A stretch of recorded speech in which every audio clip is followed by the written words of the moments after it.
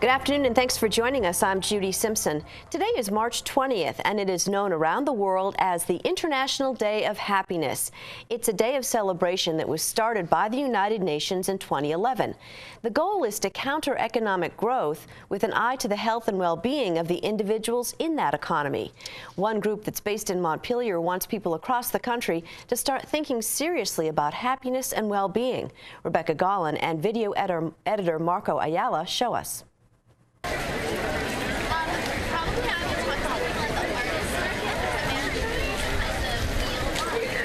There's a movement underway that aims to help people be happier.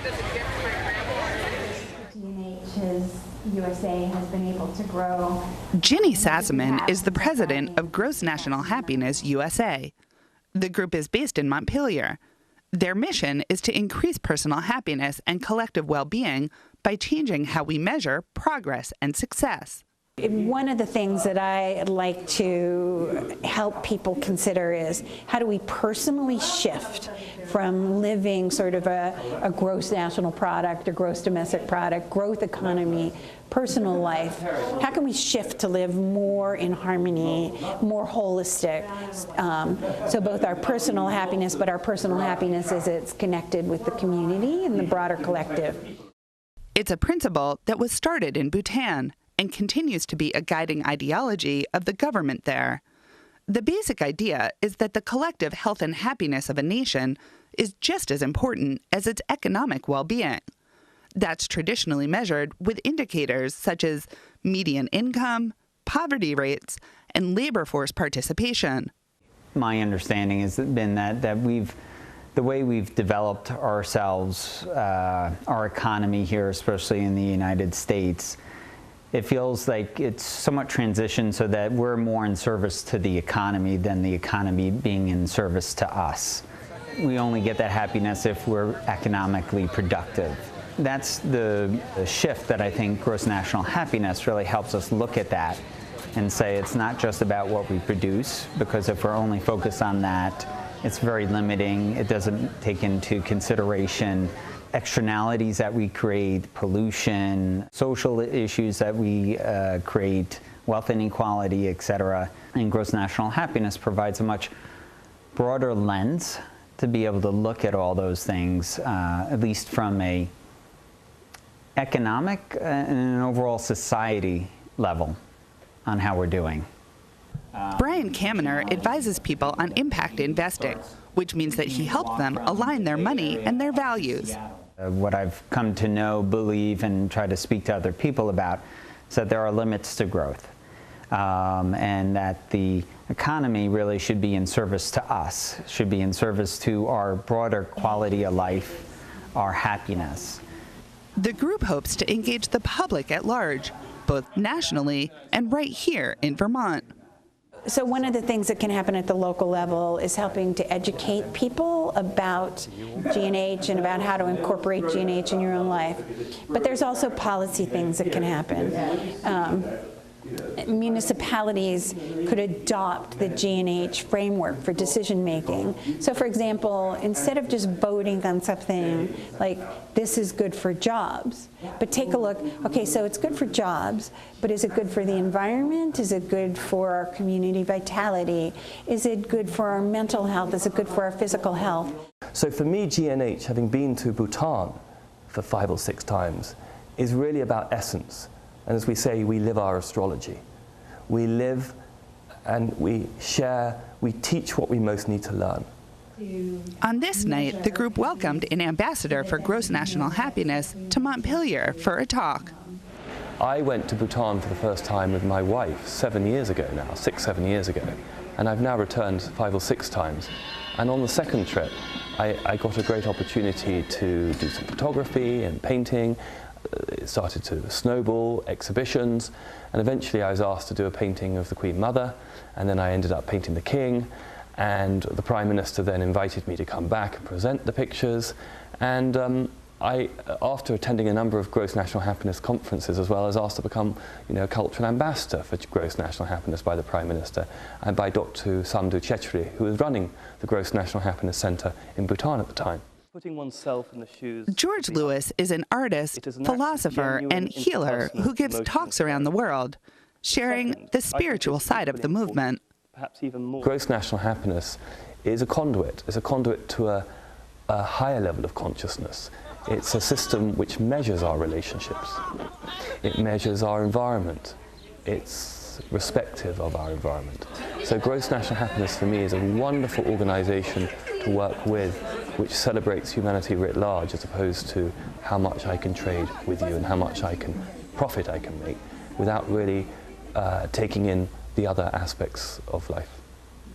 Recently, the group teamed up with several partners, including the Center for Rural Studies at the University of Vermont, to conduct a survey of Vermonters' happiness and well-being. It was a follow-up to an initial survey in 2013.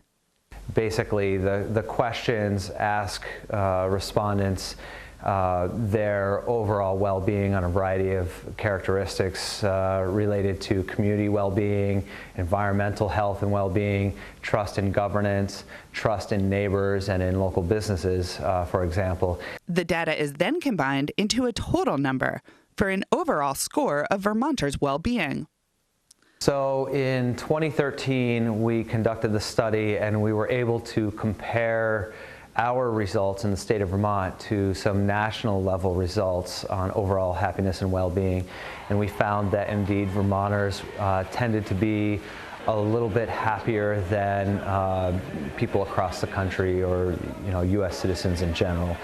And in 2017, we found that Vermonters' self-perceived well-being had decreased slightly, if at all. So we're able to begin tracking these data over time and using those data points to see if Vermonters are happier, getting happier, or are sort of experiencing a decline in happiness overall. Conducting a survey of happiness can be tricky because it's so subjective. Asking someone how they felt last week is a lot different than knowing what their median income was last year, and we recognize that. But again, if we can ask people how they felt last week enough times and over time, we can develop a more rich understanding.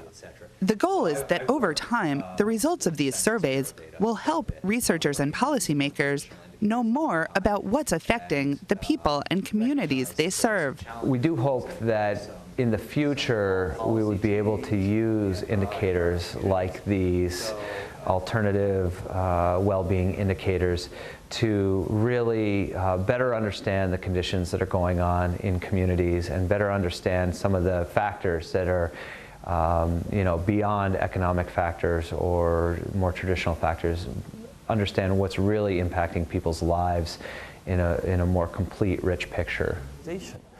Gross national happiness, in a way, is a conduit towards the new paradigm. It doesn't stop with gross national happiness because it's not national anyway, it's global. The gross national happiness provides a vehicle for us to really broaden the discussion, and it's a wonderful engagement point, and it does a great job of holding space in which people can begin to think differently on what it means to be happy. Helping people think differently about what it means to be happy, and providing a new framework for personal and community health and well-being in Vermont and beyond. It's a new way to measure happiness and hopefully increase it for everyone. In Montpelier, I'm Rebecca Gollin with Across the Fence. Thank you, Rebecca. Michael Mosher joins me now in the studio. Michael works for the UVM Center for Rural Studies, where he is the coordinator for the Vermont State Data Center. Thanks so much for coming in. Thanks for having me. Now, you've recently been asked to join the board of Gross National Happiness USA. What do you hope to see out of this connection? Yeah, thanks. So ideally, being a board member of that national organization that's based here in Vermont will allow me to have a place from which to continue the research that we've done. We've done a couple of these statewide research projects in Vermont, and we would like to expand that to other places and among other populations as you know, time moves forward. And so how does the Vermont Happiness and Wellbeing Survey fit into the Vermont State Data Center and what they do? Sure. So the State Data Center works with census data and other Vermont-centric data sets. We collect data, we curate those data, and we make them accessible to Vermonters. We conduct some education and outreach around those indicators as well. So we really help people to find and use data to better understand Vermont communities, and these happiness and well-being data are accentuate that. Do you think that there are more communities that are interested in this kind of information as far as, you know, quality of life issues? I mean, it used to be called quality of life, but now I guess it's happiness. Well, there are a lot more communities that are undertaking to sort of identify and track indicators to see whether it's quality of life or whatever you want to call it. There's a myriad of indicators that we can look at, and communities are more and more interested about those indicators. So these just provide additional indicators for us to track and follow over time. Has the Gross National Happiness USA conducted its happiness and well-being surveys in other states? So not to my knowledge at this time in the way that we have. And how can people find out more about Gross National Happiness USA? Sure. Well, they can go to the website gnhusa.org. Which is up on the screen, which is useful, and just Google searching and finding out there's lots of different organizations that are involved in this across the country and internationally, and just do a little research and see what's going on out there. Well, Michael, thanks for joining us today. Thanks for having me. That's our program for today. I'm Judy Simpson. I'll see you again next time on Across the Fence.